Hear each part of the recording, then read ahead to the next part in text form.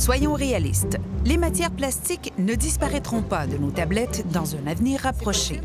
Mais les choses bougent. Trop lentement peut-être, mais ça bouge. Plusieurs entreprises font des pas dans la bonne direction. C'est des petits pas. Est-ce que c'est suffisant? Ça, c'est la question. Voici quelques initiatives. AgroPure a réduit d'1/4 de millimètre l'épaisseur de ses poches de lait. Keurig a délaissé le plastique multicouche pour un polypropylène recyclable. Et des entreprises ont remplacé le couvercle rigide par un film plastique souple moins volumineux. Parfois, c'est le produit lui-même qui est transformé, comme l'explique le directeur du Conseil canadien du commerce de détail.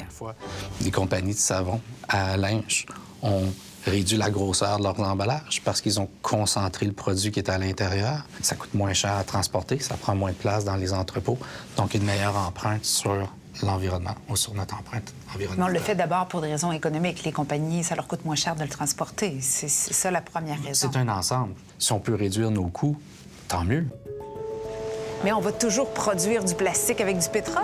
Actuellement, oui, on en produit beaucoup avec du pétrole, c'est clair, mais on peut avoir un glissement vers des produits plastiques biosourcés. Par exemple, Coca-Cola intègre de la résine de canne à sucre dans 7 % de sa production mondiale. On essaye de plus en plus d'inclure des sources de résine qui peuvent être en dehors du pétrole.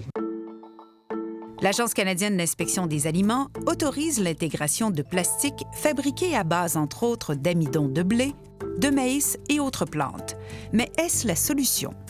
Car là, il faut faire attention à ne pas innover en produisant plein de fruits et de légumes dans nos champs qui vont servir à créer des emballages au lieu de nourrir les gens. Oui, c'est sûr que si on prend du maïs qui est destiné à la consommation humaine ou animale pour faire un bioplastique, c'est peut-être pas la meilleure solution. Actuellement, il y a par exemple beaucoup d'efforts qui se font pour valoriser des résidus, par exemple de l'industrie agroalimentaire, qui vont permettre de faire des biomatériaux qui pourraient être utilisés en emballage.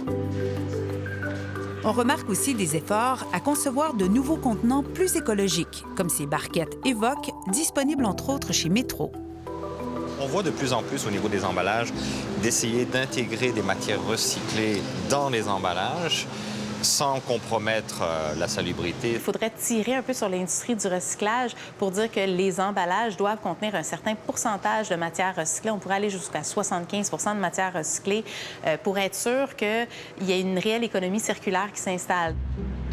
Plusieurs compagnies à travers le monde planchent à trouver des façons de mieux recycler ces plastiques. Chez nous, Polystiver a enfin trouvé des débouchés pour les fameux plastiques numéro 6. Une entreprise de Terrebonne, elle, a découvert un procédé novateur pour redonner vie au plastique PET. Nous autres, on prend le déchet, on le remet à leur produit de base et après ça, on recombine à faire du plastique neuf. Une fois que c'est refait en plastique, on est capable de le recycler infiniment. Qui sont vos clients? On travaille avec Pepsi-Cola, Evian, Nestlé, tous les gros joueurs au monde. Daniel et son équipe verront leur technologie en opération dans des chaînes de production d'ici 2 ans. J'ai commencé dans mon sous-sol chez moi il y a 3 ans et où est-ce qu'on est rendu maintenant, mais on est vraiment juste à le début de cette technologie-là. Elle a la puissance pour vraiment changer le monde.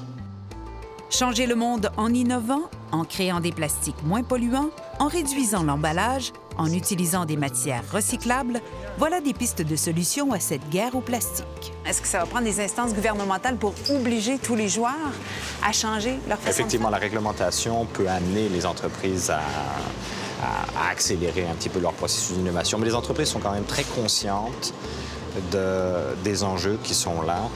Des géants de l'alimentation se sont engagés à n'utiliser que des emballages réutilisables, recyclables ou compostables d'ici 2025. Encore faut-il que ces objectifs soient atteints, puisqu'aucune loi ni aucune réglementation ne les y oblige.